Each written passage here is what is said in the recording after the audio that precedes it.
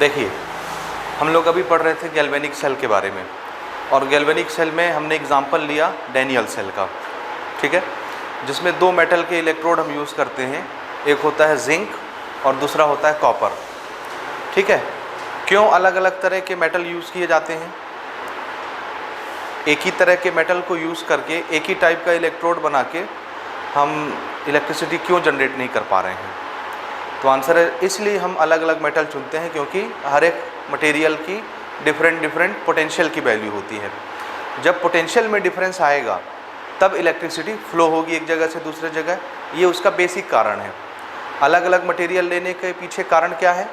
There must be potential difference, क्योंकि potential difference होगा तो चार्ज फ्लो होगा, और पोटेंशियल में डिफरेंस नहीं होगा तो चार्ज फ्लो नहीं होगा, तो फिर इलेक्ट्रिसिटी नहीं बन पाएगी, ठीक है। तो अलग अलग मेटल लेने के पीछे कारण क्या है? पोटेंशियल डिफरेंस क्रिएट करवाना है। असली कारण पोटेंशियल डिफरेंस क्रिएट करवाना है। कहीं भी आप पोटेंशियल में डिफरेंस लाएंगे चार्ज फ्लो होगा। बस सर्किट आपका कंप्लीट होना चाहिए, पाथ कंप्लीट होना चाहिए, और पाथ कंप्लीट है तो चार्ज फ्लो हो करके फ्लो होता रहेगा, और चलता हुआ चार्ज इलेक्ट्रिक करंट बनाता है, तो इलेक्ट्रिसिटी प्रोड्यूस हो जाएगी उससे। ये बेसिक प्रिंसिपल हो गया। यहाँ तक समझ में आ गई बात? अच्छा, वो सारी चीज़ें आप गैल्वेनिक सेल के टॉपिक में पढ़ चुके हैं, तो हम दोबारा उस पर डिस्कस नहीं करेंगे। हम लोग दूसरा कैलकुलेशन उसमें ये ले रहे थे कि किसी भी सेल का पोटेंशियल कैसे निकालते हैं। क्या चीज़? किसी भी सेल का पोटेंशियल, चाहे आप स्टैंडर्ड कंडीशन में मेंटेन करके पोटेंशियल कैलकुलेट करिए या कोई भी नॉर्मल कंडीशन मेंटेन करके पोटेंशियल कैलकुलेट करिए, किसी भी सेल का पोटेंशियल कैसे निकाला जाता है, ठीक है। तो सेल के पोटेंशियल के लिए हमारा फॉर्मूला है, जैसे अगर हम स्टैंडर्ड कंडीशन में निकालते हैं तो यहाँ मैं नॉट लगा देता हूँ, ई नॉट सेल। ये क्या चीज़ है? Standard potential. किसका? पूरे सेल का। और पूरा सेल किससे बनता है? दो हाफ सेल से। एक तरफ एक चैम्बर में ऑक्सीडेशन होना है और दूसरे में रिडक्शन होना है, तो एक हो गया ऑक्सीडेशन हाफ सेल और दूसरा हो गया रिडक्शन हाफ सेल। दोनों हाफ सेल जब कंबाइन होते हैं तो टोटल कंप्लीट सेल बनता है, एक कंप्लीट सेल बनता है, ठीक है। तो पूरे सेल का पोटेंशियल कैलकुलेट करना है तो हम क्या करेंगे? पोटेंशियल इसे स्केलर क्वांटिटी, तो दोनों चैम्बर में जो अलग अलग पोटेंशियल डिफरेंस क्रिएट हुआ है, इसका पोटेंशियल और इसका पोटेंशियल, दोनों पोटेंशियल को ऐड कर देंगे तो क्या मिल जाएगा? पूरे सेल का पोटेंशियल। क्योंकि पोटेंशियल स्केलर क्वांटिटी है तो डायरेक्ट एक से ज़्यादा पोटेंशियल अगर है तो हम उसको क्या करेंगे? समी करेंगे, ठीक है। तो अगर हमको पूरे सेल का पोटेंशियल निकालना है तो हम क्या करेंगे? किसको किसको ऐड करना है? तो आंसर है, एक आप लेते हो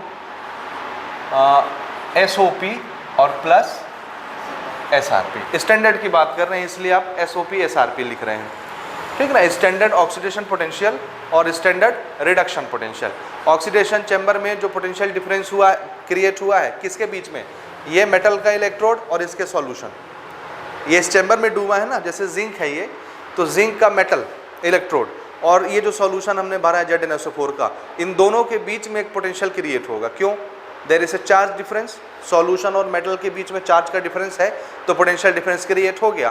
तो इस चैम्बर का अपना पोटेंशियल डिफरेंस, इसी तरह कॉपर का मेटल और कॉपर का सॉल्यूशन, दोनों में चार्ज का डिफरेंस है सॉल्यूशन और मेटल में, तो पोटेंशियल डिफरेंस क्रिएट हो गया। तो दोनों कंपार्टमेंट में अपने अपने पोटेंशियल डिफरेंस क्रिएट हुए। अब दोनों चैम्बर का हमने कंडीशन क्या मेंटेन किया? स्टैंडर्ड वाला। स्टैंडर्ड कंडीशन मतलब टेम्परेचर कितना? 25 डिग्री सेल्सियस यानी 298 केल्विन। प्रेशर कितना? 1 बार IUPAC के हिसाब से, या 1 ATM भी आप ले सकते हैं। और कंसंट्रेशन ऑफ द सॉल्यूशन कितना? 1 मोलार, कैपिटल F। तो ये कंडीशन अगर आपने मेंटेन कर दी तो इस चैम्बर का पोटेंशियल क्या कहलाएगा? स्टैंडर्ड। इस चैम्बर का पोटेंशियल क्या कहलाएगा? स्टैंडर्ड। अब जहाँ ऑक्सीडेशन हो रहा है वो SOP और जहाँ रिडक्शन हो रहा था SRP। तो टोटल सेल का पोटेंशियल निकालने के लिए दोनों चैम्बर के पोटेंशियल्स क्या करने हैं? ऐड कर देने हैं। यहाँ तक बात आपको समझ में आ गई? अच्छा, ये मेरा बेसिक फार्मूला है। मैंने बताया था NCERT में वो क्या यूज़ कर रहे हैं, हमको जो वैल्यू गिवन होती है क्वेश्चंस में वो रिडक्शन पोटेंशियल की वैल्यू गिवन होती है। SOP नहीं बताया जाता। जब भी क्वेश्चन वाला क्वेश्चन देगा तो उसमें वैल्यू किसकी बताएगा? रिडक्शन पोटेंशियल की। चाहे वो स्टैंडर्ड हो नॉन स्टैंडर्ड हो, उससे फ़र्क नहीं पड़ता। वैल्यू हमेशा किसकी बताई जाएगी? हाँ, चाहे वो आपका ऑक्सीडेशन का चैम्बर हो चाहे वो आपका रिडक्शन का चैम्बर हो, हर बार इनके पोटेंशियल की वैल्यू कौन सी बताई जाएगी आपको? SRP, RP या SRP, OP नहीं बताया जाता। और हमारे पास जो चार्ट अवेलेबल है इलेक्ट्रोकेमिकल सीरीज़ की, उसमें भी हर एक का क्या दिया हुआ है, रिडक्शन पोटेंशियल। समझ रहे हैं? तो ये माइंड में सेट कर लीजिए कि क्वेश्चन में जब भी पोटेंशियल की वैल्यू आएगी, सेल का पोटेंशियल हो, SOP, SRP या कुछ भी पोटेंशियल के नाम से आएगा, हमेशा वो क्या बताएंगे, रिडक्शन पोटेंशियल। क्या बताते हैं? इसलिए NCERT ने क्या किया है, एक स्टेप आगे बढ़ के एक फार्मूला और डिराइव किया इससे, और वो फार्मूला वो यूज़ करते हैं। देखिए SOP कहाँ का होता है, एनोड। ऑक्सीडेशन कहाँ होता है, एनोड। तो ये एनोड का स्टैंडर्ड पोटेंशियल है। और रिडक्शन पोटेंशियल कहाँ पर हम लेते हैं, रिडक्शन कहाँ, कैथोड। तो कैथोड पे SRP, ठीक है ना। तो अब एनोड में होता क्या है, ऑक्सीडेशन, तो ऑक्सीडेशन पोटेंशियल देना चाहिए। कैथोड में होता है रिडक्शन, तो रिडक्शन पोटेंशियल देना चाहिए। लेकिन क्वेश्चन में वो कैथोडिक चैम्बर के लिए भी रिडक्शन पोटेंशियल देते हैं और एनोडिक चैम्बर के लिए भी रिडक्शन पोटेंशियल देते हैं। तो इसको हम चेंज करना जानते हैं, ये पहले आप कर चुके हैं। तो SOP को SRP में कैसे चेंज करते हैं, माइनस साइन पुट करके, एनोड वाले के लिए ही। तो हमने क्या किया, यहाँ पर माइनस साइन पुट किया और ये क्या बन गया, स्टैंडर्ड रिडक्शन पोटेंशियल। कौन से चैम्बर के लिए, ये एनोड वाले को चेंज कर लिया। और कैथोड वाला तो वही रहेगा, SRP। समझे ना, समझे ना कि नहीं समझे? इसी को अपन ऐसे भी लिख सकते हैं, स्टैंडर्ड रिडक्शन पोटेंशियल के लिए, स्टैंडर्ड के लिए नॉट और पोटेंशियल के लिए ई हम यूज़ करते हैं, ई नॉट, ई नॉट। समझ आया? ये कहाँ का है भाई, एनोड का है। और ये दिस इज ई नॉट, ये कहाँ का है,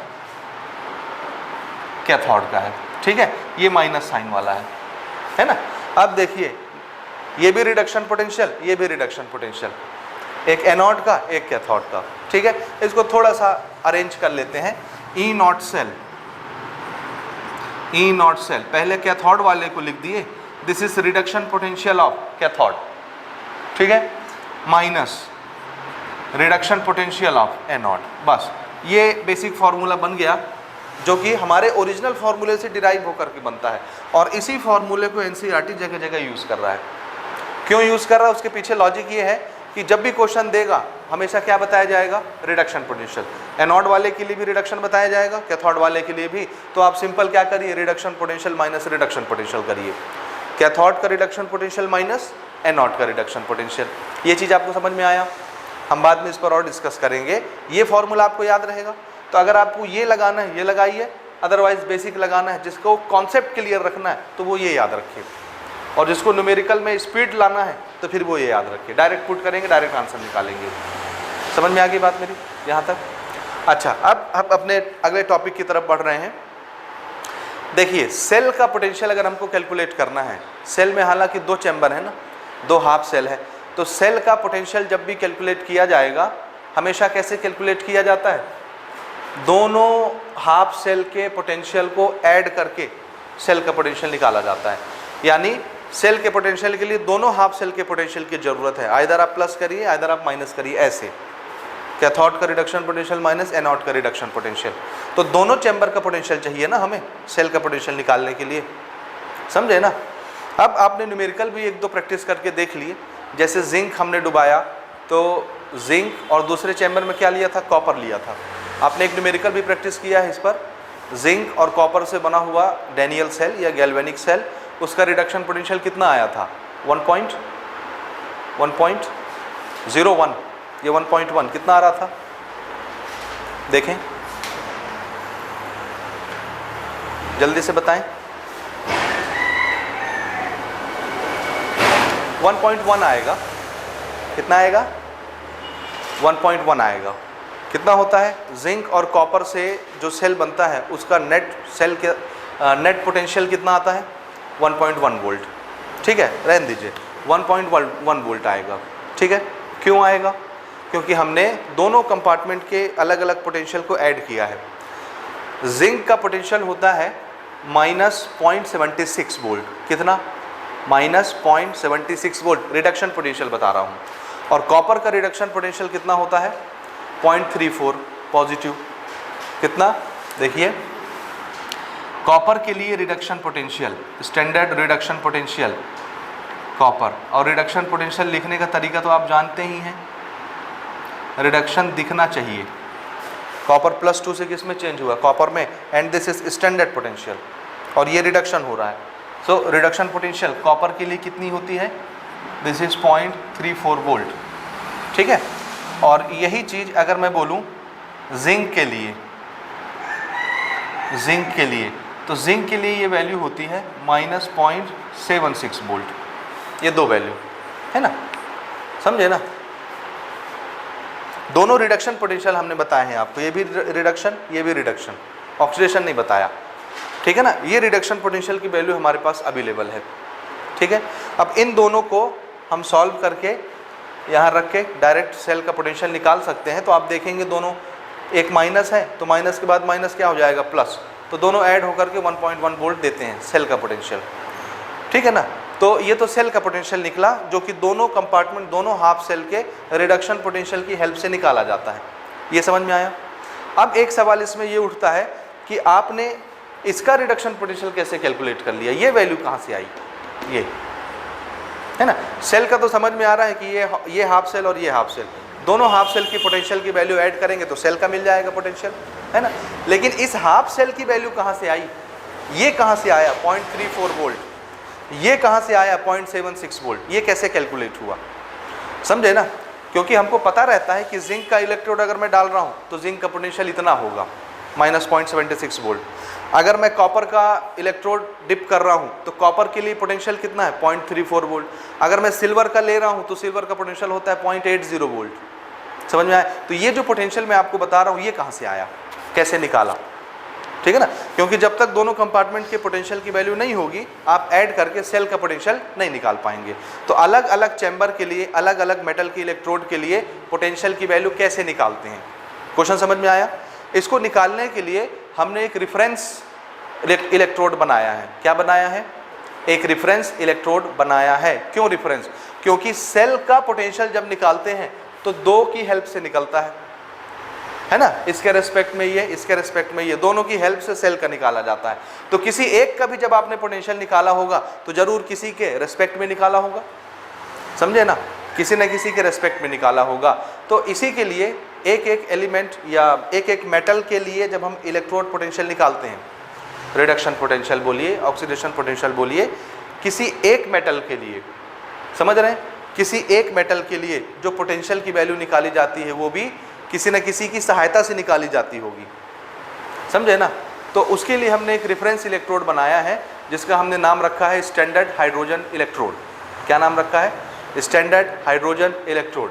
ये हमारा अगला टॉपिक है, स्टैंडर्ड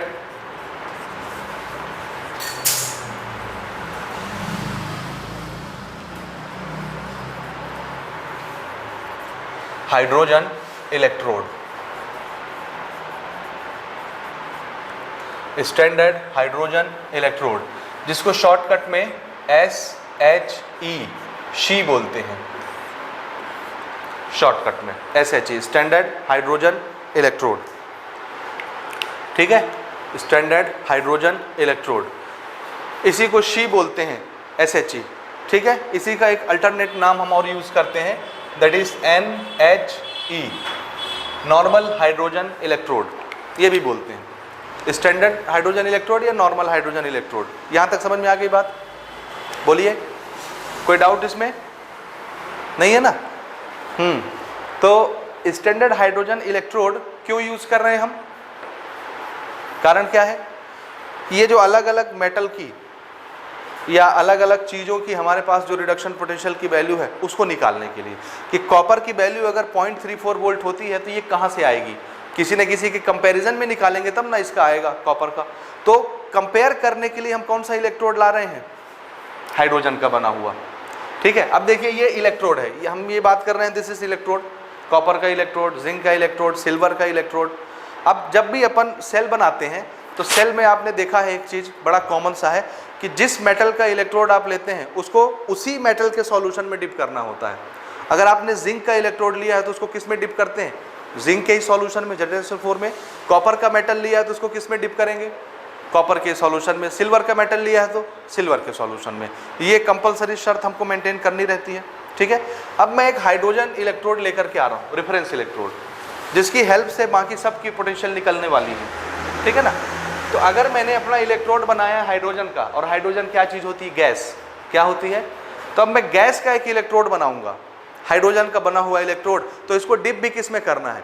ऐसे सॉल्यूशन में जिसमें क्या मिल जाए? हाइड्रोजन।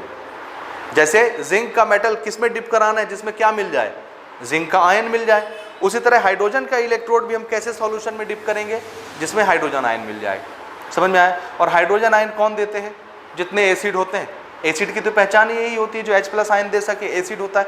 तो हमको मीडियम कैसा रखना पड़ेगा? सॉल्यूशन कैसा लेंगे? हाँ, तो याद रखिएगा हाइड्रोजन के बने हुए इलेक्ट्रोड को किस में डिप करना है? किसी भी एसिड में, कोई भी एसिड जो H+ दे सकता है। यहाँ तक समझ में आएगी बात आपको? ठीक है। और इसका यूज़ हम क्यों कर रहे हैं? इंडिविजुअल अलग अलग इलेक्ट्रोड की पोटेंशियल की वैल्यू निकालने के लिए यूज़ कर रहे हैं। ये समझ में आया आपको? आया कि नहीं आया? आया। अच्छा, अब थोड़ा सा इसके बारे में देख लें, उसके बाद फिर इसकी थ्योरी आप कुछ पॉइंट्स में नोट कर लेंगे। ठीक है। अब सबसे पहले देखिए, चूंकि ये हाइड्रोजन है, हाइड्रोजन का इलेक्ट्रोड तो किससे बना होगा? जैसे ये जिंक का इलेक्ट्रोड है तो किसका बना है? जिंक का। और ये हाइड्रोजन इलेक्ट्रोड है तो किसका बना होगा? हाइड्रोजन का। पहली शर्त। दूसरी चीज़ देखिए, इसके आगे हमने स्टैंडर्ड लगाया है, यानी वो सब कंडीशन यहाँ मेंटेन करनी पड़ेगी जो स्टैंडर्ड बनाने के लिए चाहिए। क्या क्या? Temperature 298 kelvin, 25 degree Celsius. Concentration of the acidic solution 1 molar, है ना? और क्या है? प्रेशर कितना मेंटेन करना है हाइड्रोजन का? 1 atm या 1 बार। ठीक है। तो सारी कंडीशंस जो स्टैंडर्ड के लिए होती है यहाँ पर हम मेंटेन करेंगे इसके लिए। ठीक है ना? अब अगली चीज, इसका थोड़ा सा कंस्ट्रक्शन देखिए। मैं उसको नोट नहीं कर रहा यहाँ पर, स्टैंडर्ड कंडीशन तो आप जान रहे हैं, तो उसको मैं अलग से नहीं लिख रहा ना, वो हम मेंटेन करेंगे। अब देखिए ना, हाइड्रोजन इलेक्ट्रोड कैसे बनाते हैं? ठीक है। इसको बनाने के लिए हम क्या करते हैं? एक चैम्बर ले लेते हैं ऐसे। ये एक चैम्बर है। इस चैम्बर में कौन सा सॉल्यूशन भरना है? ये तो आप समझ गए। एसिडिक सॉल्यूशन हमने इसमें भर दिया। ये पूरा इसमें एसिड है। कौन सा एसिड लेंगे जिसमें से क्या मिल जाए? Hydrogen gas. ठीक है। तो मिसाल के तौर पर इसमें मैंने भर दिया 1 मोलार HCl। कंसंट्रेशन कितना रखना है मुझे सॉल्यूशन का? 1 मोलार HCl का मतलब है कि मुझे तो H+ का कंसंट्रेशन चाहिए ना, आयन का, हाइड्रोजन आयन का। तो हाइड्रोजन आयन का कंसंट्रेशन भी कितना हो गया? 1 मोलार। भाई HCl का कंसंट्रेशन अगर 1 मोलार है तो H+ का कंसंट्रेशन भी कितना हो गया? 1 मोलार। Cl- का कंसंट्रेशन भी कितना हो गया? 1 मोलार। ये इसका कंडीशन मेंटेन हो गया। टेम्परेचर हमने मेंटेन कितना कर लिया? 298 केल्विन, 25 डिग्री सेल्सियस। ठीक है। ये कंडीशन होगी तो ये सॉल्यूशन क्या कहलाएगा? क्या कहलाएगा? स्टैंडर्ड कंडीशन पे। ठीक है ना? अच्छा, अब हाइड्रोजन का इलेक्ट्रोड देखिए कैसे बना रहे हैं। हाइड्रोजन का इलेक्ट्रोड बनाने के लिए यहाँ पर हम क्या कर रहे हैं? हमने एक ग्लास की सील ट्यूब ली। क्या लिया? कांच का बना हुआ पैक एक ट्यूब लिया, सील ट्यूब ग्लास का बना हुआ, और उसको मैं ऐसे रख रहा हूँ। ये खाली ध्यान से समझेंगे ये। ठीक है। ये क्या चीज़ है? Sealed glass tube. क्या चीज़ है? Sealed glass tube. ठीक है। इसको मैं इधर लिख दूंगा बाद में, ग्लास ट्यूब। समझ गए? ये सील्ड ग्लास ट्यूब है, समझे? इसके अंदर हम क्या करते हैं? एक प्लेटिनम का बना हुआ रॉड लेते हैं। क्या लेंगे? प्लेटिनम का बना हुआ रॉड, वायर, प्लेटिनम का वायर, पतला सा एक प्लेटिनम का वायर इसमें हमने सस्पेंड कराया, और उस प्लेटिनम के वायर में यहाँ पर हम प्लेटिनम का बना हुआ एक छोटा सा फॉइल लटका देते हैं। फॉइल समझते हैं आप ना? फॉइल बिल्कुल पन्नी से भी पतला, पतली झिल्ली, बर्फी के ऊपर जो वर्क लगाते हैं ना, उसको फॉइल बोलते हैं। इतना बारीक प्लेटिनम का बना हुआ ये फॉइल है। समझ आया? इसको थोड़ा सा ऊपर कर लेते हैं। यहाँ तक क्लियर है ना? अब देखिए, ये जो वायर यहाँ से आई है, इसी वायर को हम आगे निकाल लेते हैं यहाँ से ऐसे, और ये किसके साथ जुड़ेगी? दूसरे हाफ सेल के साथ, जिसका पोटेंशियल कैलकुलेट करना है। जैसे मुझे कॉपर का पोटेंशियल निकालना है, तो ये एक हाफ सेल हो गया, इसके साथ दूसरा हाफ सेल बनाऊंगा, उसमें इलेक्ट्रोड कौन सा होगा? कॉपर का। उसमें सॉल्यूशन कौन सा होगा? कॉपर का। और उसको किसके साथ जोड़ूंगा? ये हाइड्रोजन इलेक्ट्रोड के साथ। तो ये मेरा रेफरेंस हो गया, इसकी मदद लेकर के मैं इसका पोटेंशियल कैलकुलेट कर लूँगा, समझे। जिंक का निकालना है तो दूसरा चैम्बर जिंक का होगा, उसमें इलेक्ट्रोड किसका होगा, जिंक का, सॉल्यूशन किसका होगा, जिंक का, और उसको कनेक्ट कर दूंगा हाइड्रोजन इलेक्ट्रोड के साथ, तो इसके कंपैरिजन में उसका निकल जाएगा पोटेंशियल, समझे ना ये चीज़। अभी तो हमने इसमें प्लेटिनम लगाया, this is platinum wire, this is platinum foil, यहाँ तक समझ आया। अब देखो हाइड्रोजन कहाँ से इंसर्ट कराएंगे। इसमें हम क्या करते हैं, यहाँ से ध्यान से देखिएगा,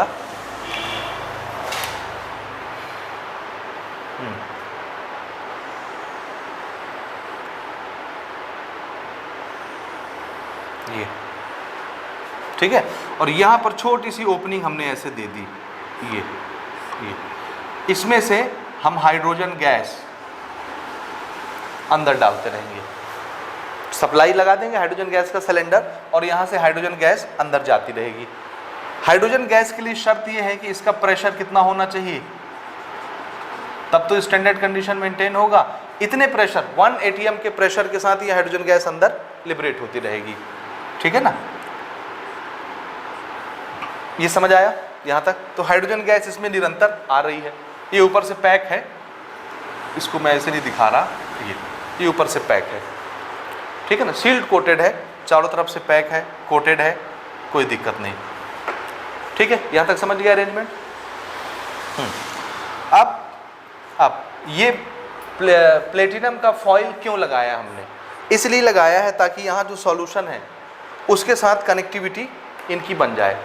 ये जो सेल अगला कंपार्टमेंट जो आप इसके साथ अटैच करने वाले हो, उसका सर्किट यहाँ आके कंप्लीट हो जाए, प्लेटिनम और ये जो यहाँ पर सॉल्यूशन भरा हुआ है, इन सॉल्यूशन और प्लेटिनम के बीच कनेक्टिविटी हो जाए, चार्ज का आदान प्रदान संभव हो सके, इसलिए हमने यहाँ प्लेटिनम फॉइल लगाया है। यहाँ तक बात आपको समझ आया ना। अब देखिए ये क्या चीज़ थी, this is sealed glass tube, ये क्या चीज़ है, प्लेटिनम वायर, और ये क्या चीज़ है, प्लेटिनम फॉइल, प्लेटिनम का फॉइल है ये, ठीक है, दिस इज कनेक्टिंग वायर। यहाँ तक आपको समझ में आया, ठीक है ना। अब देखिए होता क्या है, आगे तो हम इसको जोड़ेंगे, ठीक है। ये चीज़ है, ये अरेंजमेंट कहलाता है SHE शी। ये क्या चीज़ है, इसी को क्या बोलते हैं, स्टैंडर्ड हाइड्रोजन इलेक्ट्रोड। ये अरेंजमेंट है हमारा स्टैंडर्ड हाइड्रोजन इलेक्ट्रोड। डायग्राम अलग अलग बुक में आपको अलग अलग तरह का मिलेगा, मिलने दीजिए, बेसिक वही रहेगा हर एक कॉन्सेप्ट में, हर एक बुक में, हर जगह बेसिक वही रहेगा। डायग्राम किसी भी तरह का आप बना सकते हैं, ये ऊपर खोल दीजिए, यहाँ पर सील लगा दीजिए, कैसा भी डायग्राम बनाइए, उससे फ़र्क नहीं पड़ता। यहाँ तक आपको समझ आया, ठीक है। अब देखिए क्या होगा, जैसे ही हाइड्रोजन गैस इसके अंदर आएगी, ठीक है ना, कनेक्टिविटी हम चालू कर रहे हैं सेल लगा के, तो क्या होगा, इसके अंदर जो सॉल्यूशन भरा हुआ है HCl का, वो क्या देगा, H+, क्या देगा, H+ देगा, समझ आया।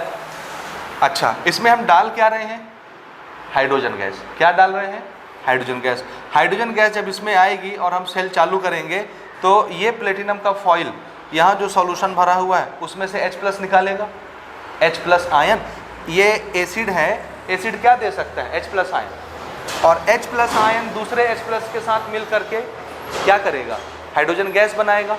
तो जब हम सप्लाई चालू करते हैं तो इसमें से गैस निकलनी शुरू हो जाती है, बबलिंग शुरू हो जाती है गैस की, और गैस की बबलिंग शुरू होगी तो यहाँ पर आपको ये गैस ऐसे निकलता हुआ दिखेगा, ये ऐसे,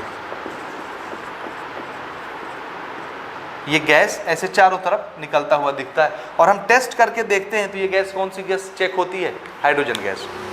कौन सी गैस निकलती है, हाइड्रोजन गैस चेक करने के लिए हमारे पास मेथड है ना, जैसे ऑक्सीजन गैस निकल रही है, कैसे चेक करते हैं, ऊपर में माचिस की तीली रख दीजिए, अगर ऑक्सीजन गैस आ रही होगी तो क्या होगी, जलेगी, बर्न हो जाएगी।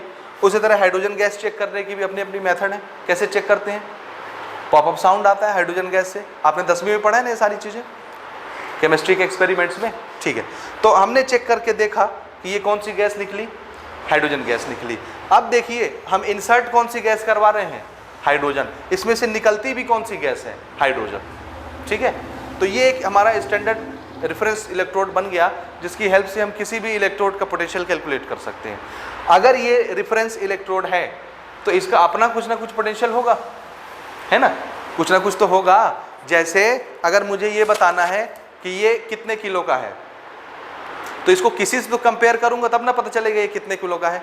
तो इसको मैंने कंपेयर किया 1 किलो के बाट से, तो एक हाथ में मैंने 1 किलो का बाट रखा, या तराजू में एक तरफ 1 किलो का बाट रखा, इसको एक तरफ रखता हूँ। अगर दोनों का लेवल बराबर हो जाता है, बैलेंस हो जाता है, तो ये भी कितना हो गया 1 किलो। तो भाई इस पे ऊपर वाले ने लिख के तो नहीं भेजा था कि हमने 1 किलो बनाया है, ये 1 किलो है, इसका फैसला किसने किया, हमने किया, और कंपेयर करके किया। इसके कंपैरिजन के लिए रेफरेंस कौन बना, ये 1 किलो का बाट बना, और ये 1 किलो का बाट भी हमने बनाया है, ऊपर वाले ने नहीं भेजा है, हमने बनाया है, इसमें लेवलिंग करके 1 किलो लिख दिया है। अब इसके कंपैरिजन में जो इसके बराबर आएगा उसको भी 1 किलो बोल देंगे, तो ये 1 किलो का बाट क्या हो गया, इसके लिए रेफरेंस हो गया। लेकिन अगर कोई चीज़ रेफरेंस बन रही है तो उसके ऊपर तो पहले उसकी वैल्यू होगी ना, जैसे ये 1 किलो का बाट है तो इसके ऊपर 1 किलो लिखा होना चाहिए, 1 किलो लेवल। तो अगर मैं इस चीज़ का पोटेंशियल निकालना चाहता हूँ और इसके कंपैरिजन में निकालना चाहता हूँ, ये मेरा रेफरेंस है, तो इसका पोटेंशियल पता होना चाहिए कि नहीं। जैसे मैं इसका मास निकालना चाहता हूँ और इसके रेस्पेक्ट में निकालना चाहता हूँ, तो इसका मास पता होगा तब तो इसका मास निकलेगा। उसी तरह अगर मैं इस जिंक का पोटेंशियल कैलकुलेट करना चाहता हूँ, तो जिसको रेफरेंस के तौर पे ला रहा हूँ कि इसके साथ नाप के मैं इसका पोटेंशियल निकाल लूँगा, तो इसका पोटेंशियल पता होना चाहिए कि नहीं। समझ रहे, रेफरेंस का अपना वैल्यू मालूम होना चाहिए। अगर ये 1 किलो का है तो ये भी 1 किलो हो जाएगा, बराबर होता है तो उसी तरह अगर मैं एक रेफरेंस इलेक्ट्रोड बना रहा हूँ किसी मेटल का पोटेंशियल निकालने के लिए, तो इस रेफरेंस का पोटेंशियल पहले पता होना चाहिए। तो हम सब लोगों ने मिल के क्या किया, एक वैल्यू असाइन कर ली और बोला कि ये जो हमारा रेफरेंस इलेक्ट्रोड है इसका पोटेंशियल हम आज से असाइन करते हैं 0। कितना ले रहे हैं पोटेंशियल, 0 पोटेंशियल, 0। रेफरेंस इलेक्ट्रोड का पोटेंशियल कितना ले लिया, 0 ले लिया। अब आप इस 0 पोटेंशियल वाले कैलकुलेशन से किसी का भी पोटेंशियल निकालिए, क्या फर्क पड़ता है, समझ आ रहा है कि नहीं। अच्छा, अब देखिए इसका पोटेंशियल कितना होता है, पोटेंशियल स्टैंडर्ड कितना होगा, 0। ये आप याद रखेंगे। हाइड्रोजन, स्टैंडर्ड हाइड्रोजन इलेक्ट्रोड का अपना पोटेंशियल कितना होता है, 0। And this is a reference electrode जो दूसरे के पोटेंशियल कैलकुलेट करने में हेल्प करेगा। यहाँ तक आपको क्लियर है, क्लियर है ना ये, बोलिए बोलिए, है। अच्छा, अब देखिए किसी भी मेटल का पोटेंशियल कैसे निकालते हैं, ठीक है ना। तो निकालने के लिए हमको 2 हाफ सेल चाहिए। एक हाफ सेल तो हमारा ये हो गया, दूसरा हाफ सेल जिसका निकालना है उसका बनाया हमने। जैसे हम निकालना चाहते हैं जिंक का, किसका, जिंक का निकालना चाहते हैं, तो दूसरा कंपार्टमेंट मैंने यहाँ जिंक का रखा। ये इसमें सॉल्यूशन किसका भरना है, 1 मोलार ZnSO4। समझ गए, स्टैंडर्ड कंडीशन में सारी चीज़ें मेंटेन होगी। तो इसमें सॉल्यूशन किसका भर दिया, ZnSO4 का। इसमें इलेक्ट्रोड किसका डुबाना है, किसका, जिंक का इलेक्ट्रोड, है ना। और ये दोनों हाफ सेल कनेक्ट करने के लिए क्या लगाएंगे आप, क्या लगाना है, सॉल्ट ब्रिज। बिल्कुल ठीक। तो यहां से हमने ऐसे सॉल्ट ब्रिज लगा लिया, ये ठीक है। ये सॉल्ट ब्रिज के साथ कनेक्ट हो गया, ठीक है। सॉल्ट ब्रिज ओवरव्यू में आपको दिखा रहा हूँ, सॉल्ट ब्रिज हो गया। ऊपर मेटल को मेटल के साथ अपन कनेक्ट करेंगे, ये वायर ऐसे गई, यहाँ कनेक्ट हो गई, और यहाँ पर हमने एक वोल्ट मीटर लगाया है, वोल्ट मीटर, क्योंकि हम क्या कैलकुलेट कर रहे हैं, पोटेंशियल। और पोटेंशियल की यूनिट क्या होती है, वोल्टेज। तो हम क्या लगाएंगे वोल्टेज नापने के लिए, वोल्ट मीटर। स्विच वगैरह लगा दिए, बैटरी लगा दी इसी रास्ते में, ठीक है ना, वोल्ट मीटर लगाया। अब देखिए अगर हम स्विच चालू करते हैं, यहाँ पर मैं एक स्विच बना देता हूँ, ये अगर मैं स्विच ऑन कर दूँ, ठीक है ना, एक बैटरी कनेक्शन लगा के, यहीं कहीं पे बैटरी लगा लेते हैं, बैटरी कनेक्शन लगा के अगर हमने स्विच ऑन किया, ठीक है, तो अगर इसमें करंट फ्लो हो रहा है, बात तो कंप्लीट है, जैसे सेल बना रहे थे अपन गैल्वेनिक सेल, अगर इसमें करंट फ्लो हुआ तो यहाँ वोल्टेज दिखाएगा कि नहीं, ये वोल्ट मीटर है, तो जाहिर सी बात है पोटेंशियल डिफरेंस कैलकुलेट करके बताएगा, जो भी पोटेंशियल डिफरेंस आएगा। ये चीज़ समझ में आया ना। तो हमने यहाँ पर पोटेंशियल डिफरेंस क्रिएट करवा के वोल्ट मीटर में मेजरमेंट लिया, इधर जिंक का लगा के, तो हमने देखा इसने कितनी वैल्यू दिखाई, सेल का पोटेंशियल। इसने सेल का पोटेंशियल हमको दिखाया E0 सेल, इसने हमको दिखाया 0.76 वोल्ट। कितना दिखाया, याद रखिएगा सेल पोटेंशियल कभी नेगेटिव नहीं होगा, ओवरऑल सेल का पोटेंशियल कभी भी नेगेटिव नहीं होगा। तो कितना पोटेंशियल शो हुआ, कितना हुआ 0.76 वोल्ट हमको पोटेंशियल यहाँ से दिखता है, ठीक है ना। अच्छा, इसके बाद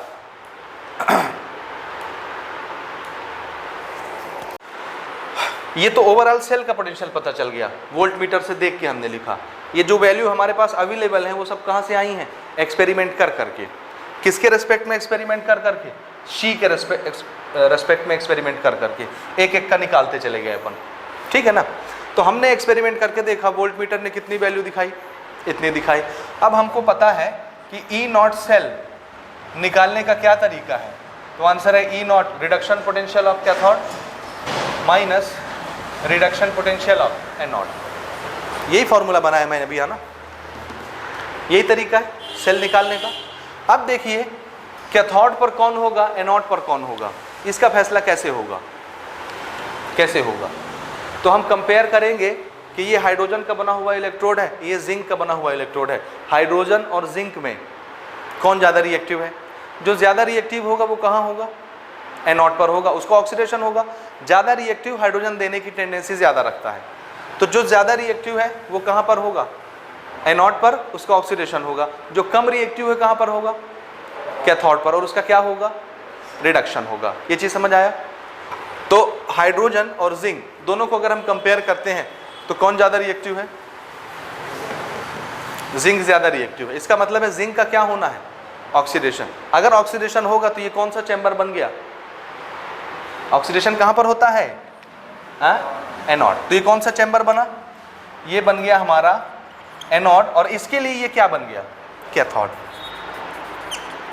और यहाँ क्या होना है, रिडक्शन, यहाँ क्या होना है, ऑक्सीडेशन। समझे ना, ठीक है। यानी जिंक का क्या होना है, ऑक्सीडेशन, एनोड पर है। तो ये एनोड वाले को मैं क्या लिखूं यहाँ पर, this is standard potential of zinc. Zinc का क्या, रिडक्शन पोटेंशियल। ये तो दोनों रिडक्शन पोटेंशियल के फॉर्मूले हैं ना। हाँ, तो रिडक्शन दिखाएंगे यहाँ जिंक का, Zn2+ से Zn लिख दिया। इसी तरह से कैथोड में कौन होगा, हाइड्रोजन। और हाइड्रोजन का क्या होना है, हाइड्रोजन का क्या होना है, रिडक्शन। ओ, इसका मुझे ऑक्सीडेशन दिखाना था, Zn से Zn2+, ऑक्सीडेशन हो रहा है ना, ऑक्सीडेशन, ठीक है। और इसका क्या होना है, रिडक्शन। इसका क्या होना है, रिडक्शन। इस पर कौन है, हाइड्रोजन। और हाइड्रोजन के रिडक्शन को कैसे दिखाएंगे, H+ से H, समझ रहे ना, H+ से H। और अगर मैं 2H+ बोलूं तो ये क्या बन गया, H2। दिख रहा है रिडक्शन, ऑक्सीडेशन नंबर घट रहा है, रिडक्शन। ऑक्सीडेशन नंबर बढ़ रहा है, क्या होगा, ऑक्सीडेशन। यहाँ तक समझ आया आपको, ठीक है। अब ई नॉट सेल की वैल्यू मुझे पहले से मालूम है, ये हम एक्सपेरिमेंट करके यहाँ से देखते हैं वोल्ट मीटर से। समझ आई बात। अच्छा, ये है हाइड्रोजन का पोटेंशियल, और हाइड्रोजन का पोटेंशियल कितना लेते हैं अपन, 0। रेफरेंस इलेक्ट्रोड है तो हाइड्रोजन का पोटेंशियल कितना होता है, ठीक है। एक चीज़ और याद रखिएगा, हाइड्रोजन का जो इलेक्ट्रोड हम यूज़ कर रहे हैं SHE, वो एज ए एनोड भी यूज़ हो सकता है, एज ए कैथोड भी यूज़ हो सकता है। डिपेंड करता है कि सामने वाली पार्टी कैसी है। अगर हाइड्रोजन से ज़्यादा रिएक्टिव है तो फिर इसी को एनोड बनना है, इसी पर ऑक्सीडेशन होना है, तो फिर ये क्या बनेगा, कैथोड। समझ रहे हैं। लेकिन अगर इससे कम रिएक्टिव आ गया, जैसे इलेक्ट्रोकेमिकल सीरीज आपने 10वीं में पढ़ी थी ना, हाइड्रोजन के नीचे 4-5 एलिमेंट आते थे, कॉपर, सिल्वर, लेड, मर्क्यूरी, याद आया, कॉपर था, सिल्वर था, मरकरी था, गोल्ड था, प्लेटिनम था, ये थे, याद आया। तो ये क्या है, हाइड्रोजन से भी कम रिएक्टिव है। तो फिर हाइड्रोजन क्या बन जाएगा उनके लिए, अगर मैं सिल्वर या गोल्ड का या सिल्वर का इलेक्ट्रोड रखता हूँ तो उसके लिए हाइड्रोजन ज़्यादा रिएक्टिव है, वो कम रिएक्टिव है, तो ये क्या बनेगा फिर, एनोड। क्या बनेगा, एनोड। और वो क्या बन जाएंगे, कैथोड बन जाएंगे। तो इसका मतलब है इस इलेक्ट्रोड को कभी हम एनोड के तौर पर भी यूज़ कर सकते हैं और कभी कैथोड के तौर पर भी यूज़ कर सकते हैं। डिपेंड करता है कि सामने कौन है, कम रिएक्टिव है कि ज़्यादा रिएक्टिव है। समझ गए मेरी बात, बोलिए बोलिए, समझ आया। अच्छा, अब यहाँ देखिए, चाहे हाइड्रोजन का इलेक्ट्रोड कैथोड के लिए यूज़ हो, चाहे एनोड के लिए यूज हो, ये तो रेफरेंस इलेक्ट्रोड है और हमेशा इसका पोटेंशियल कितना लिया जाएगा, 0 किसी भी केस में। तो हमने इसका पोटेंशियल कितना ले लिया, ये पोटेंशियल हो गया 0।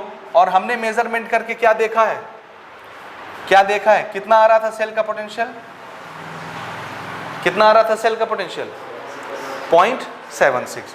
ये सेल का पोटेंशियल यहां पर आया 0.76, क्या आया 0.76 आया, समझ आया ना। और ये कौन सी वैल्यू है, ये तो रिडक्शन पोटेंशियल की वैल्यू थी ना, रिडक्शन पोटेंशियल था। रिडक्शन पोटेंशियल को मुझे रिडक्शन की तरह लिखना चाहिए था, मैंने ठीक लिखा था, this is reduction potential, this is reduction potential. ये रिडक्शन पोटेंशियल की वैल्यू, ये हम कैलकुलेट करना चाह रहे थे कि जिंक का पोटेंशियल कितना होगा, है ना। तो हमने हाइड्रोजन के साथ कंपेयर किया, हाइड्रोजन को क्या बन जाना है 0, तो उस समय वोल्ट मीटर जो भी वैल्यू दिखाएगा वही किसकी बन जाएगी पोटेंशियल, जिसका हम निकाल रहे हैं, क्योंकि इस चैम्बर का तो 0 ही होना है। तो जो वैल्यू इसने दिखा दी एक्सपेरिमेंटली वही किसका आ गया, हाँ। लेकिन निकाले कैसे, सेल कंप्लीट करा के। सेल कंप्लीट कराने के लिए 2 हाफ सेल चाहिए, एक हाफ सेल रिक्वायर्ड जिसका निकालना है उसका बनाया, दूसरा हाफ सेल रेफरेंस इलेक्ट्रोड लिया हाइड्रोजन वाला, और हाइड्रोजन का पोटेंशियल हर हाल में 0 करना है। उस समय सर्किट कंप्लीट है, सॉल्ट ब्रिज ने इंटरनल सर्किट कंप्लीट किया, एक्सटर्नल वायर ने बाहर का सर्किट कंप्लीट किया। वोल्ट मीटर जो रीडिंग दिखाएगा, जितना पोटेंशियल डिफरेंस दिखाएगा वही किसका माना जाएगा, जिसका हम निकालने बैठे हैं, है ना। तो ये कितना है, रिडक्शन पोटेंशियल है, तो मैंने रिडक्शन लिखा है, तो ये माइनस किधर जाएगा, इधर। तो रिडक्शन पोटेंशियल ऑफ जिंक कितना आ गया, माइनस 0.76 वोल्ट, माइनस 0.76 वोल्ट ऐसे आता है। समझ में आई बात कि नहीं आई। ये जो फॉर्मूला मैं यूज़ कर रहा हूँ, ये रिडक्शन पोटेंशियल यूज़ कर रहा हूँ, दोनों का रिडक्शन पोटेंशियल ले रहा हूँ। तो मैं यहाँ भी रिडक्शन लिखूंगा और यहाँ भी रिडक्शन लिखूंगा। अगर मैं अपने बेसिक फॉर्मूले से आपको बताता तो मैं एक का क्या लिखता, रिडक्शन, एक का क्या लिखता, ऑक्सीडेशन। समझ रहे ना, जो एनोड पर होता उसका ऑक्सीडेशन लिखता, यानी एनोड पर कौन है, जिंक, तो मैं जिंक का क्या लिखता, जिंक का मैं क्या लिखता, जिंक का मैं लिखता ऑक्सीडेशन, Zn से Zn+2। फिर मेरा फॉर्मूला लगता प्लस, और कैथोड पर कौन है, हाइड्रोजन, और हाइड्रोजन का क्या होना है, रिडक्शन, ये रिडक्शन, ये लिखते। और ई नॉट सेल कितना आया है, 0.76 आया है, 0.76 वोल्ट। अब ये तो 0 हो गया, ये तो 0 हो गया हाइड्रोजन का, तो फिर ई नॉट ऑफ जिंक कितना आया, 0.76। लेकिन ये क्या चीज़ है, SOP, ऑक्सीडेशन पोटेंशियल कितना आया, 0.76। तो इसको रिडक्शन पोटेंशियल में चेंज करेंगे तो क्या बन जाएगा, माइनस पुट कर देंगे, तो रिडक्शन पोटेंशियल कितना आ गया, माइनस 0.76 वोल्ट। समझ आया। तो ये निकालने का तरीका है ना। अगर मुझे कॉपर का निकालना है तो यहाँ क्या रखूँगा, कॉपर, और कॉपर के लिए ये कैसा हो जाएगा, ये ज़्यादा रिएक्टिव हो जाएगा, कॉपर कम, तो ये क्या बन गया, ये एनोड बन जाएगा, और ये क्या बनेगा, कैथोड बनेगा। समझ रहे मेरी बात, ये एनोड एक कैथोड, और वैल्यू आप रख के कैलकुलेट कर लेंगे। जो रीडिंग यहाँ दिखाएगी उस समय रीडिंग कितना दिखा रहा होगा, सेल 0.34, सेल कितना दिखा रहा है, 0.34 वोल्ट दिखा रहा है। आप रख के देखिए 0.34 वोल्ट आएगा कॉपर का। ये चीज़ समझ में आया। तो ये है स्टैंडर्ड हाइड्रोजन इलेक्ट्रोड, जो किसके काम में आता है, अलग अलग मेटल के पोटेंशियल की वैल्यू कैलकुलेट करने के लिए इसका यूज़ करते हैं। इसका अपना पोटेंशियल कितना होता है, 0, और ये एनोड की तरह भी यूज़ हो जाएगा, कैथोड की तरह भी यूज़ हो जाएगा। डिपेंड करता है कि सामने वाला मेंबर कैसा है, इससे ज़्यादा रिएक्टिव है कि कम रिएक्टिव है। ज़्यादा रिएक्टिव होगा तो ये क्या बनेगा उसके लिए, कैथोड, और कम रिएक्टिव होगा तो ये क्या बनेगा, एनोड। यहाँ तक समझ आया, ठीक है। तो कभी कभार एग्जाम में 2 मार्क 3 मार्क का ये क्वेश्चन भी आता है, इसके सेल के रिप्रेजेंटेशन के लिए भी आपसे पूछा जाता है। समझ आ रहा है ना। तो हम थोड़ा सा इसका थ्योरी नोट कर लेते हैं, ठीक है। चलिए थोड़ी सी theory. It is a reference electrode, सबसे पहले it is use to calculate reduction potential of any other metal, ऐसे भी आप लिख सकते हैं। It is a reference electrode. Reference electrode का क्या मतलब है, it is use to calculate reduction potential of any metal, ठीक है ना। Now its potential is assign to be 0। इसका पोटेंशियल हम कितना मानते हैं, स्टैंडर्ड पोटेंशियल है ना, याद रखिए, क्योंकि सारी चीज़ें स्टैंडर्ड में मेंटेन है। हाँ, the standard hydrogen electrode consist of A platinum electrode which is coated with platinum black. ये जो इलेक्ट्रोड यहाँ पर हम यूज़ कर रहे हैं, ये प्लेटिनम का बना हुआ वायर है जिसमें प्लेटिनम ब्लैक की कोटिंग होती है, काले कलर के प्लेटिनम की कोटिंग कर देते हैं।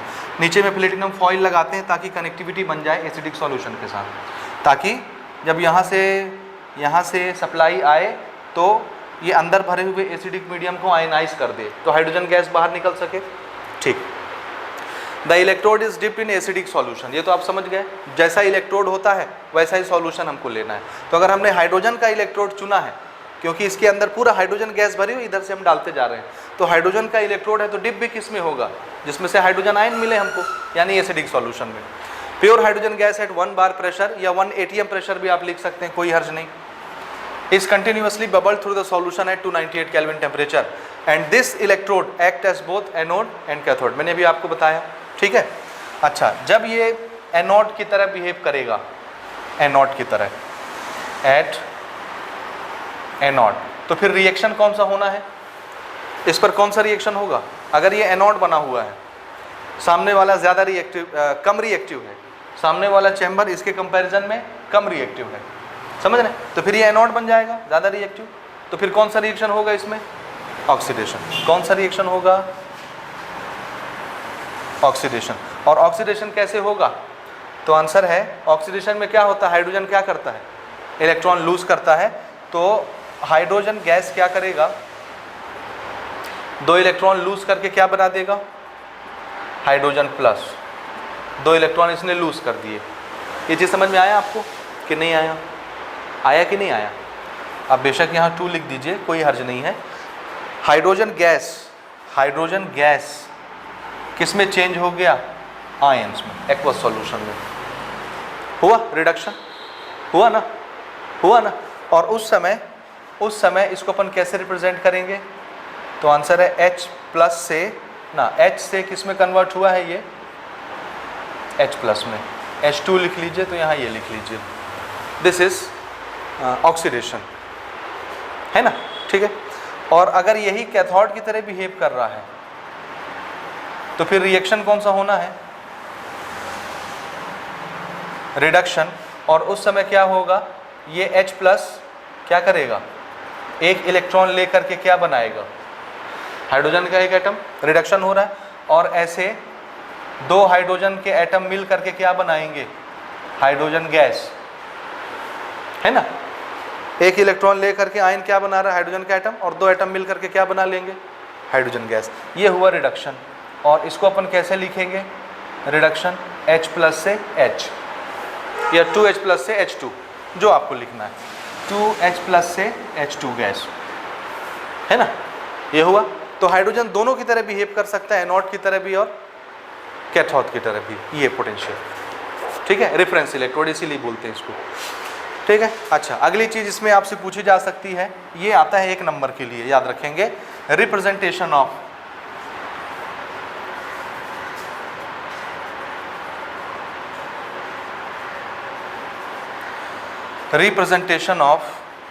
Standard hydrogen electrode cell. Cell representation, heading दीजिए सेल रिप्रेजेंटेशन। SHE के लिए रिप्रेजेंटेशन कैसे करेंगे? जैसे आप बाकी सेल के रिप्रेजेंटेशन लिखते हैं, पहले एनोड, फिर सॉल्ट ब्रिज और फिर कैथोड लिखते थे, याद आया? उसी तरह इसका भी रिप्रेजेंटेशन हम बनाते हैं। और इसका रिप्रेजेंटेशन देखिए कैसे बनाते हैं। पहले हम लिखते हैं प्लेटिनम, क्या लिखेंगे, पहले क्या लिख रहे हैं, प्लेटिनम। प्लेटिनम के बाद एक डंडा लगाइए और यहाँ पर हम लिखेंगे H2 गैस, और फिर आप चाहे तो कॉमा लगा लीजिए, आप चाहिए तो फिर से एक स्लैश लगा करके H प्लस आयन। आप चाहे तो यहाँ पर इसका कॉन्सेंट्रेशन भी लिख सकते हैं। कॉन्सेंट्रेशन के लिए जैसे मैंने यहाँ 1 मोलार लिख दिया, ये गैस है तो गैस का यहाँ प्रेशर लिख सकते हैं 1 atm, ऐसे इसका कॉन्सेंट्रेशन लिख सकते हैं जो भी होगा। ये एक्वस लिखने के बजाय कॉन्सेंट्रेशन भी लिखा जा सकता है, गैस लिखने के बजाय प्रेशर भी लिखा जा सकता है, ये दोनों लिख दीजिए, समझ में आ रहा है? ये इसका रिप्रेजेंटेशन है सेल का, बन जाएगा लिखते। तो ये भी 1 मार्क में कभी कभी पूछा जाता है, इसका रिप्रेजेंटेशन बनाइए। ये प्लेटिनम है भाई ना, दिस इज PT, प्लेटिनम। ठीक है, कभी कभी आप देखेंगे कुछ बुक में इनके बीच में कॉमा लगा हुआ है, ठीक है, जबकि हमने क्या नियम बनाया था, डिफरेंट फेस वाले को अगर हम सेपरेट कर रहे हैं तो क्या लगाएंगे, एक वर्टिकल लाइन लगा देंगे। तो मैं अपने नियम से इसको बना रहा हूँ। अदरवाइज अगर आपने कॉमा लगा दिया तो भी गलत नहीं होगा, सही होगा, ठीक है ना।